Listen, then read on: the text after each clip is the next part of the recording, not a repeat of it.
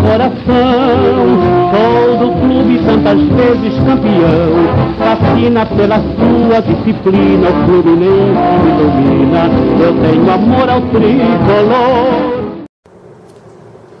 Panorama Tricolor número 114 hoje. Calma, continua. Eu tô calmo, cara. Calma. Não, porque na outra semana quando a gente gravou, você estava disparando. É porque eu sou mais rápido que o Carlinhos. Aí então fica um negócio melhor, né? Mas, enfim, estamos aqui hoje para falar de Goiás e Fluminense. Aliás, Fluminense e Goiás, né? Que foi na quinta-feira, aquele horário maravilhoso com chuva.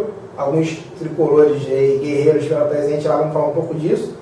Inclusive, nós tivemos um representante lá que foi o Caldeira, ele vai falar sobre como foi esse jogo. E vamos falar também de Corinthians e Fluminense, né? Aquele jogo lá que a gente foi um pouco garfado, mas jogar lá dentro é quase certo ser garfado, né? Então, na mesa hoje com a gente, nosso querido amigo Blue Eyes, Renato Ram, doutor Renato. Com assuntos muito polêmicos Muito na pré-gravação. Assuntos não serão abordados aqui, fique tranquilo, Renato. Como diria alguns, Paulo Alberto antes, que é o Wendel. O Wendel, né? O Wendel. E a minha esquerda, Marcos Vinícius Caldeira. O aniversário do dia. Aniversário do dia. Parabéns, Caldeira, olha aí. Parabéns, O cara que nunca arrumou confusão com ninguém na história da vida. Um monte de pessoas. Um monte de pessoas. Então vamos começar falando sobre Fluminense e Goiás, que Caldeira esteve presente. Caldeira, quinta-feira, 18 horas com chuva. Como é que foi isso, cara? Cara, horário de vagabundo, né? Não, tá vagabundo, mas eu não sou vagabundo, acabei indo lá. Cara, é absurdo o horário que empurra o goela abaixo do torcedor, ou seja, eles estão nem aí, cara, ninguém tá nem aí.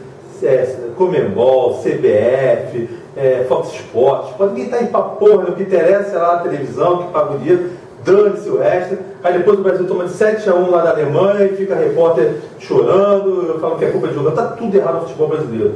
Um horário absurdo, tenebroso, ridículo. E ainda assim, se eu não me engano, teve 7 mil presentes lá dentro, presentes. Né? O Fluminense não fez uma grande partida, mas fez uma partida suficiente para vencer o jogo. Né? O jogo estava difícil no primeiro tempo. O Goiás teve até uma bola, se não me engano, na trave. Mais uma. Aliás, o Kleber, gente. O Kleber é o Castilho. Não vi o Castilho jogar, mas todo mundo diz que quando o Castilho, quando a bola passava, ela batia na trave, só não ia pro gol. Então o Kleber é meio assim. Eu posso afirmar isso. Né? Até deve chamar de leiteria por causa disso. Leiteria. Né? E aí, mas assim, o Fluminense fez o seu gol, né? Depois fez o segundo. E o jogo estava sob controle. No segundo tempo, o Goiás, que aliás marcou muito bem o Fluminense, o Goiás dificultou o jogo ao máximo, uma marcação muito agressiva no Fluminense. Mas no segundo tempo, com 2-0, houve uma jogada em que o Bruno, para variar, tomou nas costas. O Kleber providencialmente saiu para matar a jogada, não deu tempo de chegar, fez a falta e foi expulso. Achei que foi expulso corretamente, acho que o Kleber tinha que fazer aquela falta mesmo, senão tomou. Ele fez certo. Quer dizer, a gente acabou tomando gol 20 minutos mais tarde. Mas... Estamos sendo quase invadidos aqui na mesa. Pois é, aí, cara, aí com a expulsão, o jogo ficou muito difícil pro Fluminense, né? Jogando com a menos. Só uma parte. Eu não fui ao jogo, tá? Com ferro em casa. E pela televisão, a gente viu. Primeiro, o juiz convicto deu o cartão amarelo. Depois ele recebeu um aviso de não sabe se de quem, talvez do Marcelo Lima Henrique, que era o quarto. Cara, e ele voltou atrás e expulsou. Isso é que eu achei um pouco... eu acho que ele tinha que ser expulso sim, porque ele fez a falta. Eu achei que a falta foi o Kleber fez certo. Acabou, não evitou o gol naquele momento, mas não evitou mas de o tomar juiz o gol. não ia expulsar ele. Até os repórteres ficaram dizendo, poxa, que houve tal, aquela coisa. Mas é de critério, né? Falta de critério. Em outra partida com outro adversário, provavelmente o goleiro não teria sido expulso. Mas aí depois o jogo ficou muito pressão do Goiás, o Fluminense muito recuado. O Fluminense tem um problema aqui com o Fred e aquela galera toda, não conseguem ter velocidade, a gente também sentiu isso contra o Corinthians. Enfim, e aí ficou muito acuado, e lá no apagar da luz, no acréscimo de 4 minutos do juiz, putz, uma bola pela direita, se não me engano foi uma falha de marcação do Chiquinho, aí cruzou e, enfim, o Goiás achou o gol no final. Assim, não é um resultado ruim, pelo contrário, é uma vitória, né? É óbvio que 2-0 seria resultado de sonho, mas, cara, não é um resultado ruim. A gente vai para lá por empate ou uma vitória, e podendo perder até de um gol diferente se fizer 2 gols. Então, cara, é a cabeça no lugar, que eu acho que dá para a gente trazer a classificação para o Goiás nesse time todo, dificultou ao máximo aqui no Maracanã, mas não é esse time todo. Dá para a gente ganhar, inclusive, lá dentro. O Fluminense, se não me engano, tinha acabado de perder um gol antes desse lance do pênalti do Kleber. Acho que ele tinha perdido um gol, assim, uma clara chance de gol, se eu não me engano. E a atuação do Edson? O Paulo, o que você achou? O Edson foi bem contra o Goiás. 2 gols, né? Cara, o Edson fez 2 gols. Não é a primeira partida que ele faz bem. Infelizmente acabou saindo trucidado lá pelo Diego Souza. Foi o Diego Souza, não? Foi o Souza. Então, assim, é um jogador. Não, o Diego Souza não, o Diego Souza foi contra o Sport. Tá certo. Foi uma besteira aqui. Mas eu estava meio filho da outra partida, né? Assim, é um jogador jovem, um jogador polivalente, um jogador que atua em vários lugares do campo. Claro, não vai escalar o cara de lateral esquerdo, que aí ninguém sobrevive. Agora, tudo leva a crer que foi um dos bons reforços do Fluminense para 2014. Principalmente em relação à questão da juventude. Quer dizer, um jogador que pode durar temporadas, que pode, enfim, agregar valor ao Fluminense. Ele mostra que tem técnica no passe e tudo mais, não é um meio campo tipo Valência, né, que parece que está agredindo a bola. Não, é um bom marcador. Excelência de marcação. O Valência é legal, né? O Valência dá aquelas trolitadas com a bola e tal. Doutor Renato Ram, Corinthians e Fluminense. O que você tem a falar? Sim, passou. Vamos passar a Eu bola. só queria falar uma coisinha, só de resto. Só uma coisinha?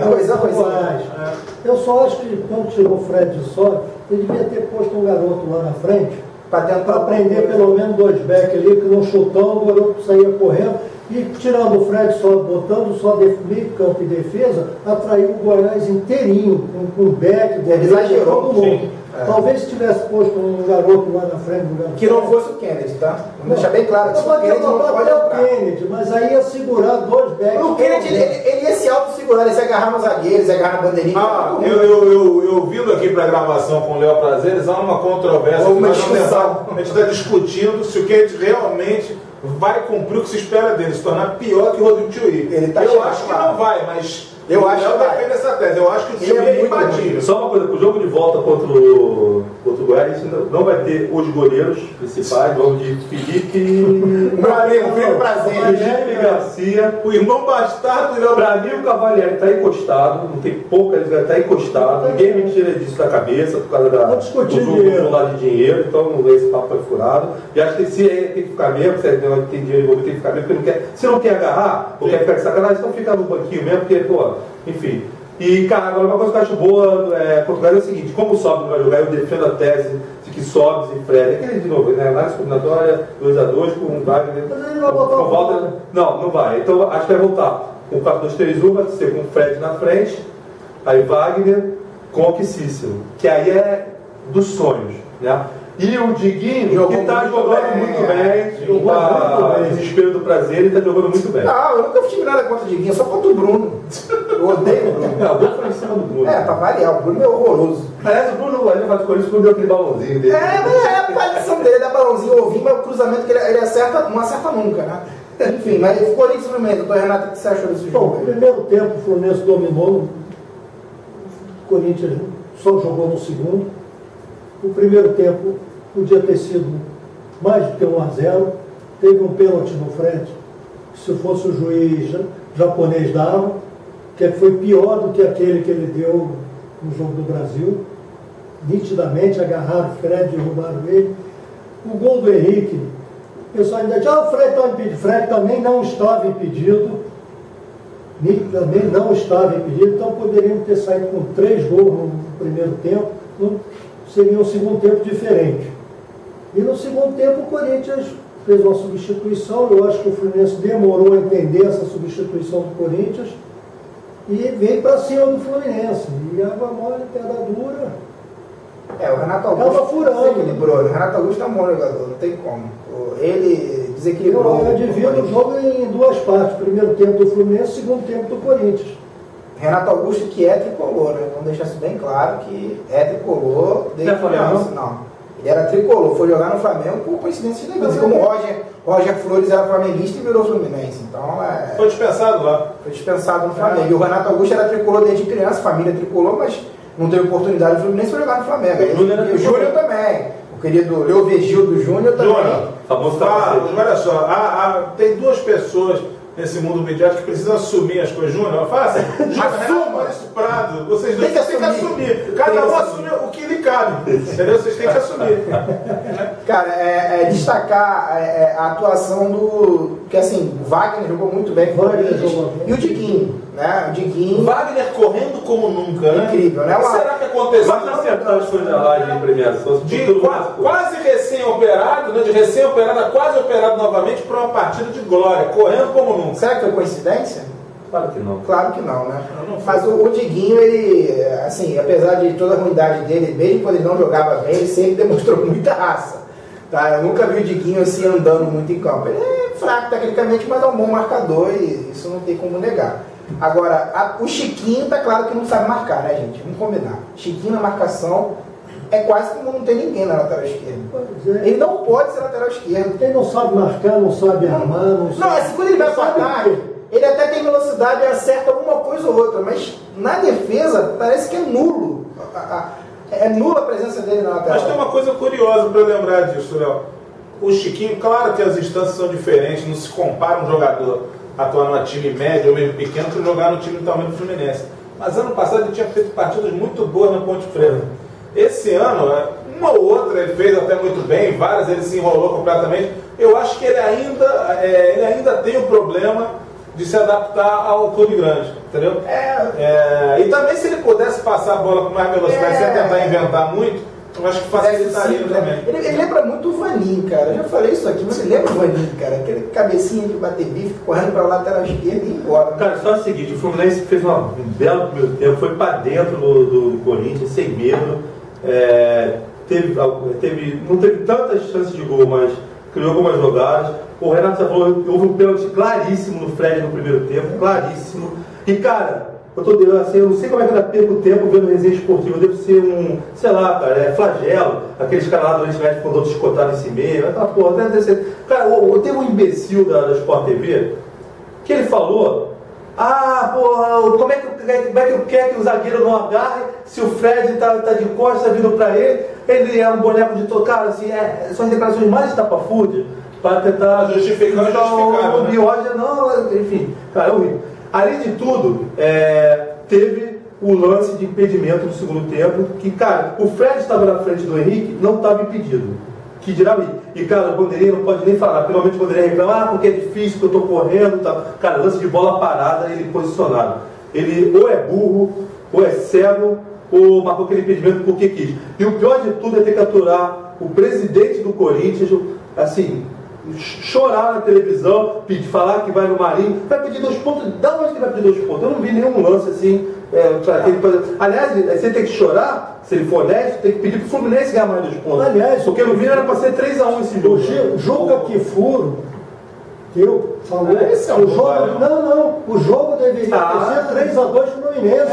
Tá fazendo merda. Pois é, mas ele também falava em 96 que o Corinthians tinha que cair e foi o primeiro. Eu julgo que Fluminense são as coisas. O cara tanto mordeu, agora está soprando. Vagabundaço. Aliás, a torcida do Corinthians ontem, vou dizer para vocês o seguinte, gente, os caras reclamavam até de lateral a favor. Qualquer situação de jogo, qualquer marcação da arbitragem, fica que realmente para eles vai ser um handicap fantástico.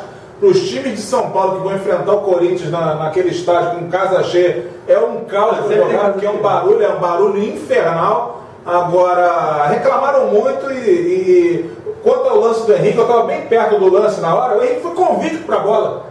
Completamente convicto, olhou, parou, tinha certeza que não estava impedido. E outra coisa, ele reclamou o Elias reclamou o jogo inteiro. Era um pastel. Aliás, esse juiz lembra muito Baldassi. A forma de correr, de ser um pouco mais velho. É ridículo esse juiz. O Elias tentou, o presidente do Corinthians fala, o Elias, tudo marcava contra o Elias, a porra toda. Inacreditável isso. Como diria o Milton, Corinthians, eu adoro o Corinthians. Fala do Milton. Segundo bloco, estamos de volta com o Jabá. Tem ainda mais coisas, né? E tem a troca de Renato. A troca entre Lúcio Barral e Renato. Lúcio Barral e Renato Rosa no segundo bloco, então troca aí. Daqui a pouco a gente volta.